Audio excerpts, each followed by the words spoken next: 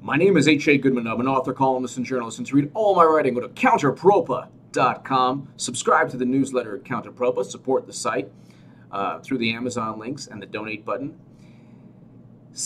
Definitely share that petition. Share the petition below. It is already at 2,000 signatures. It's past 2,000 signatures. It's on its way to 3,000 signatures. This is to demand the DNC give over their computer servers to the FBI. We need the FBI to analyze those computer servers to make certain, not be highly confident or moderately confident like the CIA and NSA, respectively. We need the FBI to be 100% certain that DNC computer servers were indeed hacked by Russian hackers. We don't know that because the FBI asked the DNC, and the DNC said, no, we're not going to give you. We have a company called CrowdStrike. And I'm going to read you, this is actually in CNN today, and I don't know if this is fake news or real news, but this is the way headlines, and this is the way the Russian hacking McCarthyist hysteria has taken on a new life of its own. The super secret division in charge of the Russia investigation. There's a super secret division? No way. Yes way. The super secret division in charge of the Russia investigation. CNN Politics. Somewhere in the halls of the J. Edgar Hoover building in Washington, a closely held number of FBI agents faced the daunting task of determining how the Russian government sought to manipulate the U.S. presidential election. Maybe they made Hillary elevate Donald Trump, because we found that out from the WikiLeaks Podesta emails. Hillary Clinton wanted Ted Cruz, Trump, and Ben Carson. That was in one of the emails. It was called the Pied Piper strategy. The belief was that Trump was too extreme, that nobody would vote for Trump, and he would be the perfect candidate for Hillary, who was not only flawed, had 2 FBI criminal investigations of her own, not from the super secret division, from the somewhat secret division of the FBI that couldn't find intent. But I'll read you. It's a case that's been the subject of endless speculation in Washington and beyond. But to those tasked with getting to the bottom of the allegations and innuendo, which, by the way, the whole thing is allegations and innuendo, the CIA is highly confident. The NSA is moderately confident. James Clapper isn't confident at all. He says there's no collusion, there's no evidence of collusion, the former director of national intelligence, but I'll continue reading. It's just another standard counterintelligence investigation, as one highly placed U.S. official put it. Welcome to the super secret world of the counterintelligence division, home to the spy catchers at the FBI. Ooh, well, you know what? I'm reading this in a, sarcastic or belligerent tone.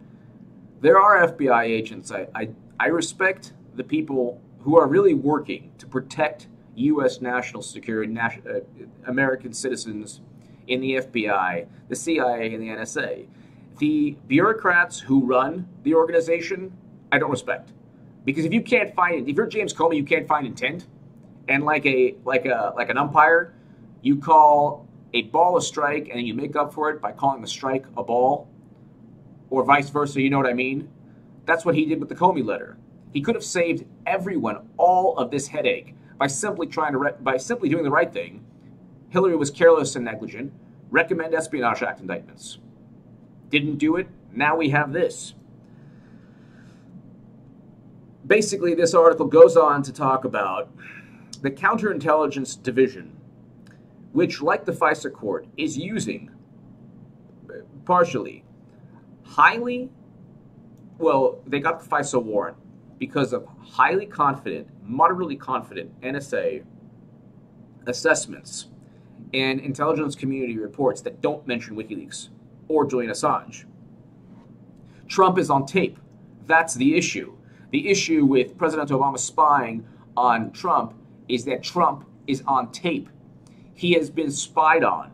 The incoming president spied on the rival of a candidate within the Democratic Party. That's not a good precedent to set, based on no evidence. Now the super secret division of the FBI is trying to find out, well, first of all, we know from the Washington Post that General Flynn, before the election, the headline stated FBI reviewed calls of Michael Flynn, found no link to Russia. New York Times headline, FBI probe into Trump and Russia connection, found nothing. So the FBI already found enough information to simply say there's nothing going on. How do I know this? Because James Clapper, Director of National Intelligence, said he has no evidence of collusion between Russia and Trump. Why this is still going on is the same reason that James Comey couldn't find intent, but then suddenly found the 650,000 self-portraits of Weiner. It's all a grandiose, fabricated game, a political game, when these people should be putting national security first and foremost. In all of this, it would be nice if James Comey said, you know what, we couldn't find anything. We're not going to continue with the investigation. They already wiretapped Trump's team. So they already reviewed all the calls. The super secret division already knows everything there is to know. The super secret division in the NSA and the super duper secret division in the CIA can't find anything. That's why they're highly confident. And James Clapper, who's privy to all the super duper secrets, says there's no evidence. So give me your thoughts below. This is all a smokescreen. By the way, very much against President Trump's recent decision to emulate President Obama and sending more Americans back to the Middle East. Very much against that. Horrible decision by Trump, just like it was a horrible decision by Obama.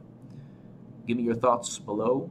The super duper secret division of the FBI not only was in charge of the wiretap issue, but the ongoing Russia investigation that has found no link between Trump and Russia. Give me your thoughts below. Thank you so much for listening.